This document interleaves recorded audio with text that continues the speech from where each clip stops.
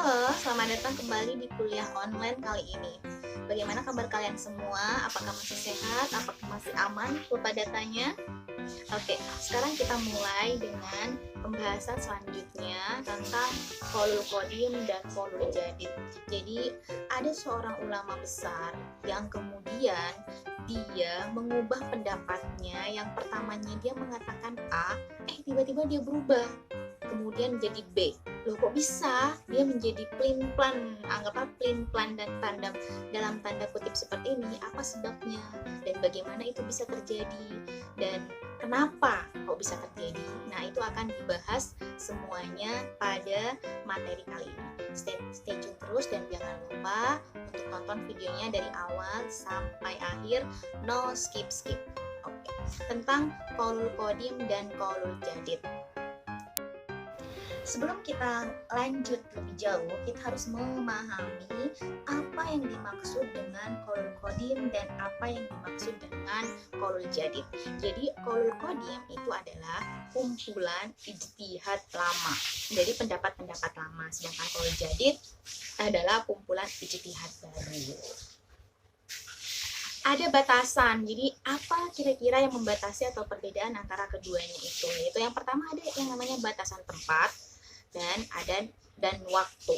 Batasan tempat ini pastinya itu qaulul qadim terjadi saat ada di Baghdad, sedangkan qaulul jadid saat pindah ke Mesir. Nah, siapa ini yang pindah dan kapan durasi waktunya? Kita akan lihat di sini. Ada seorang imam, itu dia namanya Imam Syafi'i. Nah, ternyata yang kita bicarakan tadi yang dianggap ulama yang memiliki, kok bisa dia berubah pendapatnya dari A ke B, dari B ke C atau semacamnya, kok bisa, apa, siapa dia? Nah, itu dia, ini dia, yaitu adalah ulama Imam Syafi'i. Nah, representasinya itu seperti yang ada di sini. Qaulul qadim itu banyak terdapat di kitab Al-Hujjah.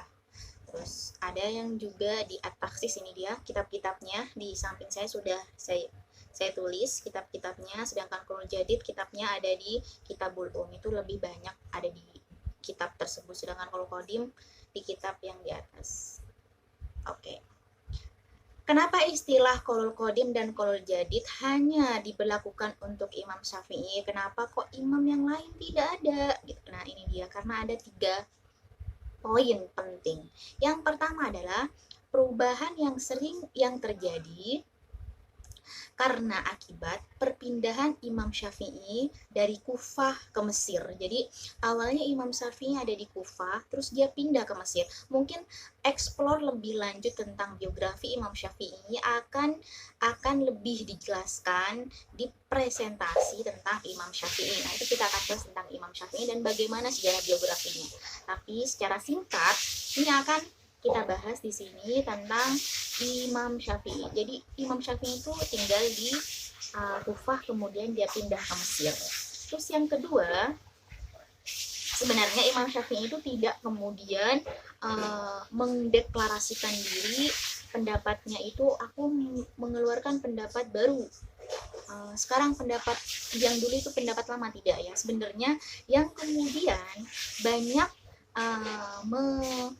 mencetuskan atau merumuskan ide-ide qaulul qadim dan qaulul jadid itu sebenarnya adalah murid-muridnya Imam Syafi'i yang tinggal di Kufah. Dia kemudian berpegang teguh kepada qaulul qadim, sedangkan murid-murid Syafi'i yang tinggal di Mesir kemudian dia banyak memakai qaulul jadid, seperti itu. Nah, yang ketiga, kenapa kok bisa ada qaulul qadim dan qaulul jadid? Akibat perpindahan Imam Syafi'i dari Kufah ke Mesir itu, nah murid-muridnya Imam Syafi'i itu tidak ikut pindah, sehingga dia kemudian tetap berpegang kepada pendapat Imam Syafi'i sebelum pindah ke Mesir. Kenapa kok bisa? Nah, ini dia ya, kenapa kok bisa Imam Syafi'i ini merubah pendapatnya yang awalnya A kemudian menjadi B. Kenapa? Itu dia, ada 3 hal. Mesir berkembangnya mazhab Imam Malik. Pasti ya, Imam Syafi'i itu berguru kepada Imam Malik. Dan Mesir adalah tempat Imam Imam Malik, sehingga kemudian ada pergeseran, misalkan ada pergeseran pendapat uh, hukum yang dirumuskan oleh Imam Syafi'i setelah tiba di Mesir. Yang kedua, pengaruh fikih Imam Al-Lais bin Sa'ad. Jadi Imam Syafi'i setelah sampai di Mesir, dia banyak belajar pada fikih Imam Lais ini.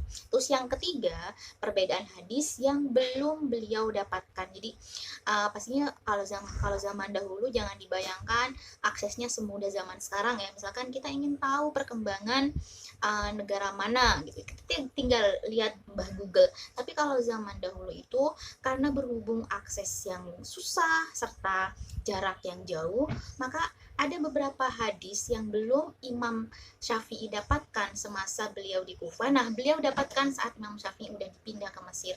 Nah, akibatnya banyak pendapat-pendapat Imam Syafi'i yang sudah ada sebelumnya kemudian berubah. Nah, ini yang disebut dengan qaul jadid di kemudian hari. Kira-kira hukum apa saja contoh-contohnya yang berubah saat Imam Syafi'i pindah ke Mesir? Ini dia. Contoh kasusnya ini. Misalkan awalnya Imam Syafi'i berpendapat bahwa air mengalir yang terkena najis dan sifatnya tidak berubah itu apa hukumnya, misalkan seperti itu. Nah, Qaulul Qadim berpendapat bahwa air mengalir itu tidak najis. Terus Qaulul Jadid itu menjadi najis. Yang dimaksud dengan air mengalir itu misalkan di pancuran. Jadi di pancuran tiba-tiba pancurannya itu kena telek hewan, misalkan telek anjing gitu. Nah, air yang netes dari pancuran itu kan mengalir ya. Saat Qaulul Qadim itu dikatakan tidak najis, oh itu tidak najis, tidak apa-apa gitu kan. Tapi saat pindah ke Mesir, dia kemudian oh ini hukumnya najis.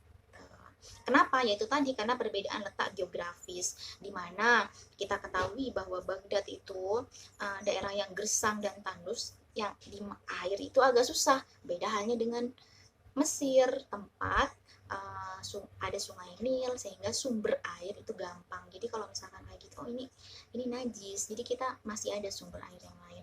Hukum yang kedua, hukum air mustakmal. Nah, lagi-lagi tentang air ya, yaitu jika Qaulul Qadim Imam Syafi'i berpendapat bahwa air mustakmal hukumnya suci. Pasti tentang air mustakmal kalian bisa lihat definisinya itu apa. Air yang sudah dipakai sebelumnya untuk bersuci, nah itu hukumnya suci saat di Qaulul Qadim.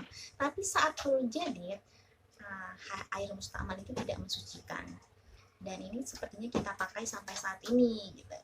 Terus yang ketiga, hukum wudhu bagi yang menyentuh dubur. Jadi saat Qaulul Qadim dikatakan bahwa saat kita berwudhu kemudian kita nyentuh dubur itu tidak batal, tapi di Qaulul Jadid dia menjadi batal. Lagi-lagi masalah tentang air, sebenarnya ini Qaulul Qadim dan Qaulul Jadid lebih kepada karena letak geografis serta lokasi serta tempat yang berbeda membuat ini ada perbedaan pendapat. Apalagi misalkan di Baghdad itu kan gersang seperti yang saya katakan tadi, dan air susah. Beda halnya dengan di Mesir. Hukum menggauli istri yang sedang haid.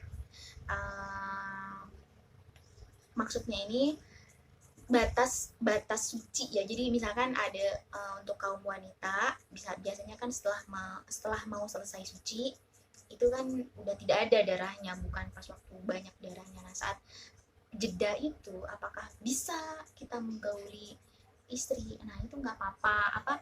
Di Qaulul Jadid itu, di Qaulul Qadim dikatakan bahwa tidak boleh, kita harus membayar kafarah, katanya harus membayar denda.